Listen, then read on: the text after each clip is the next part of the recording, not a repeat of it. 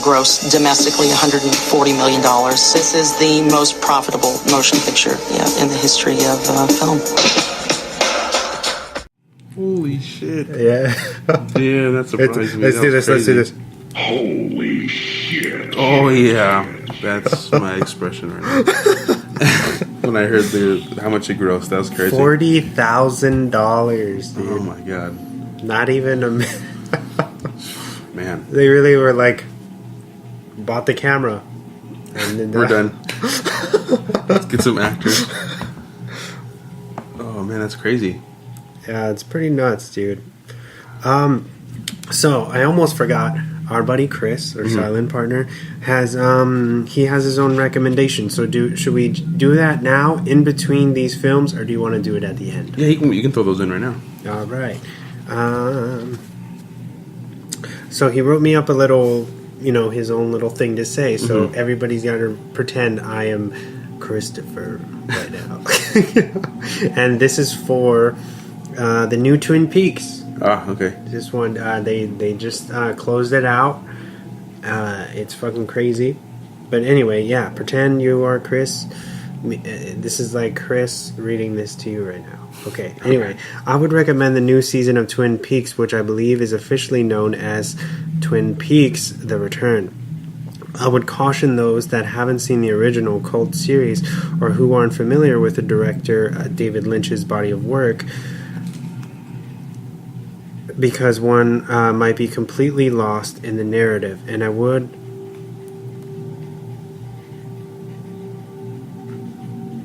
use that term loosely. Sorry, guys. This series can be tedious, frustrating, and confusing as all hell at some points, but if you're willing to take the ride, much of it is absolutely mesmerizing and ultimately haunting, and it's an experience unlike anything else you've seen on television, especially the 8th episode, which was equal parts beautiful and terrifying. And that was from our buddy Chris Pollock. We miss you, man. Come back. Yeah, we're hoping we should be getting him back soon. Nice. Something. Anyway, yeah, thank you, man, for that. We always I'm not appreciate familiar with that show. Yeah, I know about it, but I've never seen it. Yeah, I've never seen the original Yeah. either. I have seen a few of his movies, Okay. like Mulholland Drive and Blue Velvet. He's a weirdo, man. Not for everybody. Yeah. Not for everybody. So Blair Witch. Go back to Blair Witch. So the Blair Witch reboot / sequel, because we will not be talking about the real Blair Witch 2 Book of Shadows, which is a piece of trash that MTV tried to capitalize on, I believe. Yeah. I remember seeing trailers for that on TV. Yeah, that movie didn't happen, alright? Fucking Book of Shadows. Book of shit. It's just like had nothing to do with anything. They just like call it Book of Shadows. Yeah. Not Blair. Like they literally should have just called it Book of Shadows. It was Blair Witch because they shot it in the woods. I think it's supposed to be based in that town. Oh, wow. Or something. But it literally just has nothing to do. There's nothing to do with the first one. It's just so weird. Anyway, sorry to veer off like that, guys. So the new one that was released last year, it's called Blair Witch. It was directed by Adam Wingard, written by Simon Barrett. It's rated R. It has a 35 rotten% now.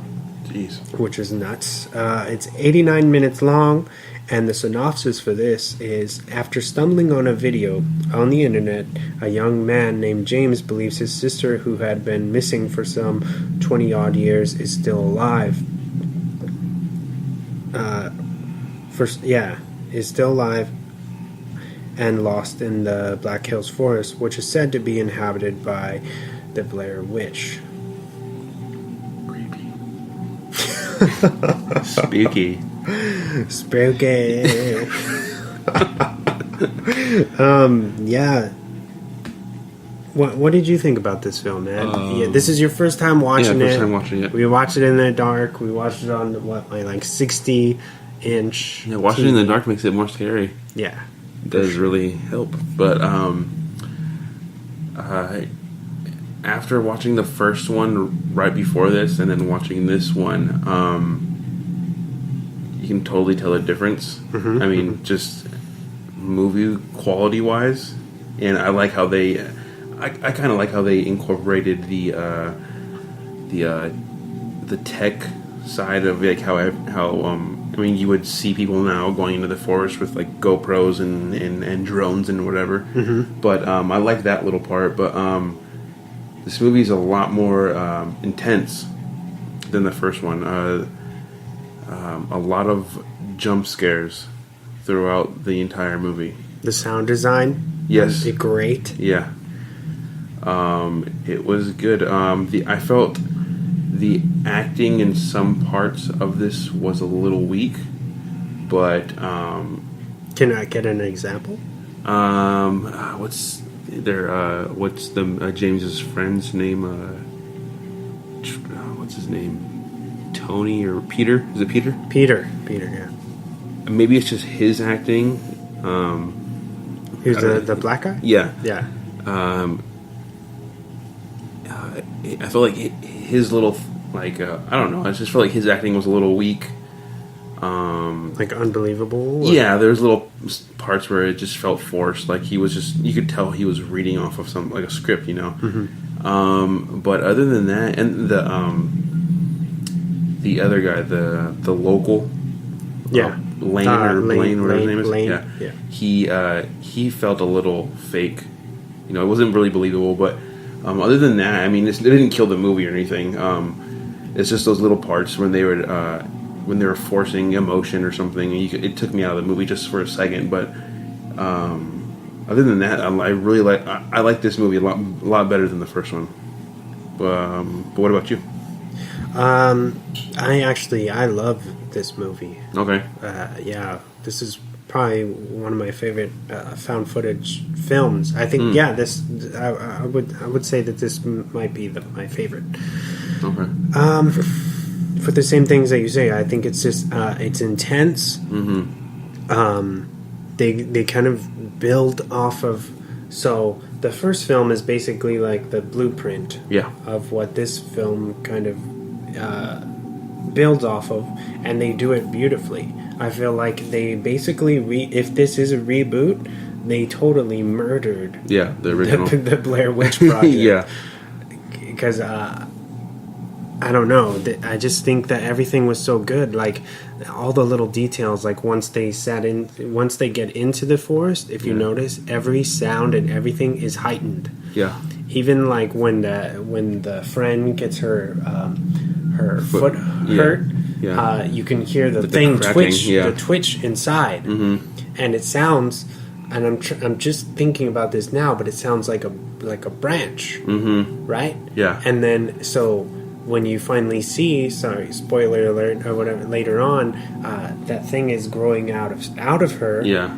She pulls it out, and what I think it was is like a twig or something growing inside of her. Yeah. I'm not quite sure why that happened in the river, why she gets cut in the river. Yeah.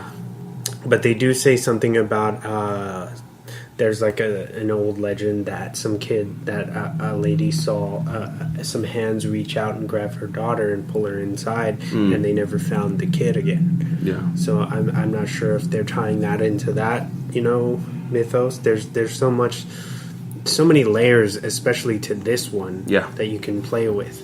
Like, not to get like crazy like on the Donnie Darko episode, but I feel like there's a time. Yeah, I was going to mention that. Yeah, at the end, right? Or there's the beginning. Definitely some kind of time lapse that's happening. They're like stuck in some kind of time warp. Yeah, because the whole film is based on James. He finds this video on YouTube. Yeah. That he thinks is his sister, and it ends up being the same video that you see towards the end of the film. It's one of the other main girls, she's running up the stairs in the house. And you see the mirror. Yeah, and you see everything. it's just she's covered in like mud and blood. Yeah. But it's actually her, which means that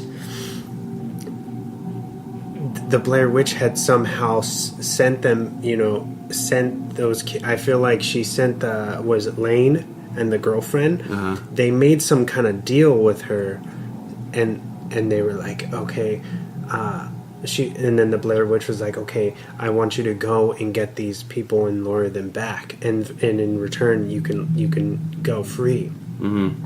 Because that's why he's trying to sacrifice her at the end. Yeah. Remember, Lane is trying to he puts her in the tunnel thing, and then it doesn't work out, and then he's like, no. At the end, he attacks her again. Yeah. And so that's my theory. I have no idea if that's real or not. No, that makes sense. Yeah, I think it was something to do.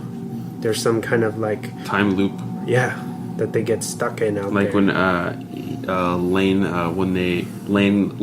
in the beginning. They kick Lane and his girlfriend out of the group, and then they come back about 20 minutes later, and they're all dirty and stuff. And then he's like, "Oh, it's been 5 days. It's been 5 days since I've seen you guys, and it's only been in 4 hours since the last time they saw them." And he's just tripping out. He's like, "It's always night here. It's always night." Yeah, and, like the sun stops coming up.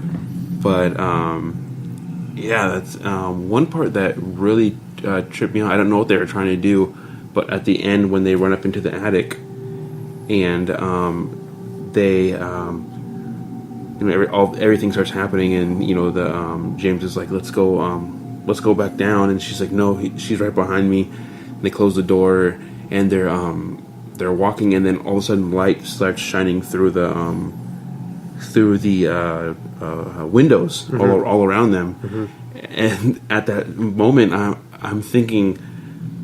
Are they fucking aliens? That's my first thought. I was like, this is a fucking alien movie, and the witch is a fucking alien this whole time. Like, what the fuck? And that's what I thought the twist was going to be, and then it turns out. I mean, she could be the way. I mean, she looks pretty weird. That's the thing is they still don't give you. That, there's just a lot of unanswered stuff. Like, what the fuck were the lights? But I guess I've listened to some interviews and I guess you're definitely not the first one to ask. There's been people who ask Adam, what does that mean? What do those lights shining through mean? And he's like, well, I'm not going to tell you. What makes you think that I want you to know what they mean or whatever? I feel like that's why some people, they write like that purposely for us to kind of make up our own, ideas of what we think it's leading to. So that's very interesting. Yeah. And I've always wondered what that meant. And the end, I feel like this film feels very short, but I think it's just because it's very effective and good. It's almost the same runtime. Yeah, as but the first one. it felt like we had just sit down and then they're already at the house. Yeah. And I'm like, dude, this is like over already. How did this happen? Yeah. Did we like skip some chapters? Yeah. What happened? Yeah, it did feel a little fast towards the end. I mean, it all happened really quick. Because it takes a bit to build up. Like you're like, where's this going? And they do the whole fake out thing where you're like, oh, this is just going to be like the first one. I feel like they set you up for failure on purpose, and then they just kick your ass with like craziness. All the crazy sounds and all the. Whatever those sounds were, like with the trees breaking and everything. I mean, just it was crazy. Around them, like you can feel a presence. Yeah. All like 360 around these people the entire time. One of my favorite parts, so I don't forget, would be when they actually reveal when they come out of their tents. And everybody's all shooken up already, and you see the real voodoo dolls. There's like hundreds within. Like it hadn't been enough time for anybody to have made all those surrounding them, and I felt like that was really effective. And then one of the girls notices her hair is weaved in, and then it's like real voodoo. And at that time, there's very like. People are blaming each other, and there's a lot of like hatred going on, and so one of them takes a voodoo doll with the girl's hair and snaps it in half. Oh And my god, that part was gnarly. Yeah, and that ends up